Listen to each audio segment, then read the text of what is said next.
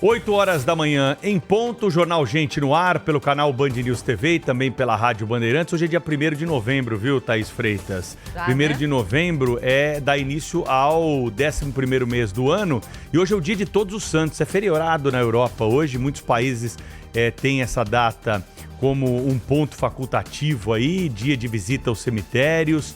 E amanhã, feriado nacional aqui no Brasil, dia de finados no dia 2 de novembro.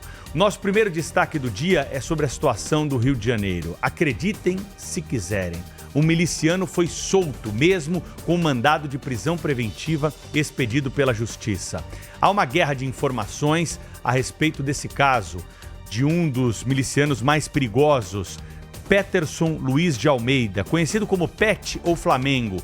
Ele integra a milícia que é comandada pelo Zinho, no Rio de Janeiro. E foi a milícia responsável por aterrorizar a situação dos moradores da Zona Oeste, colocando fogo em 35 ônibus na semana passada. Vocês lembram muito bem do que aconteceu.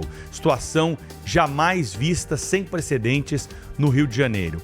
E por que ele foi solto se ele tinha um mandado de prisão preventiva? Segundo a Justiça do Rio de Janeiro, a prisão preventiva foi decretada depois dele ter sido preso pela polícia e a prisão temporária ter a sua validade expirada. E nesse momento, a comunicação da prisão preventiva foi realizada no banco de procurados e foi encaminhado um e-mail ainda para avisar as autoridades da polícia e da administração penitenciária do Rio de Janeiro. Porém, a polícia e a autoridade da administração penitenciária dizem que, primeiro, o e-mail foi enviado para um e-mail que não existe há 5 anos, está desativado esse e-mail. E, em segundo lugar, que não foi localizado o nome dele no rol de procurados e também daqueles que têm mandado de prisão expedida pela Justiça. O que aconteceu no fim das contas? Ele foi colocado na rua pela porta da frente da penitenciária de onde estava recluso. E agora a polícia está correndo atrás dele porque tem esse mandado de prisão preventiva expedido. É claro que há elementos que comprovam a periculosidade do bandido. É claro que não faltam elementos para que ele fique atrás das grades e não volte ao convívio em sociedade. Mas alguma coisa aconteceu. E é isso que o Ministério Público, a polícia, vão ter que descobrir. Onde está o erro? Por que miliciano está sendo colocado nas ruas com tanta facilidade? E nesse caso aqui, não há de se criticar a decisão judicial, porque a Justiça não comeu bola. A Justiça decretou a prisão preventiva antes do vencimento da prisão temporária.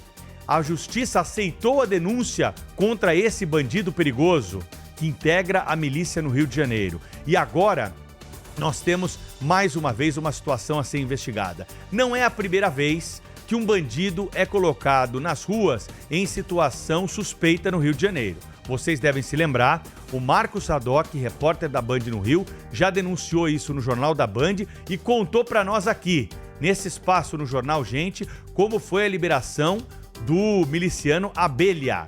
Ele foi colocado também nas ruas com um mandado de prisão expedido pela Justiça de uma maneira muito suspeita e na saída da penitenciária com a maior tranquilidade do mundo, de bermudão, camiseta e chinelo, caminhando tranquilamente, passa o carro com quem? O secretário de administração penitenciária da época do Rio de Janeiro.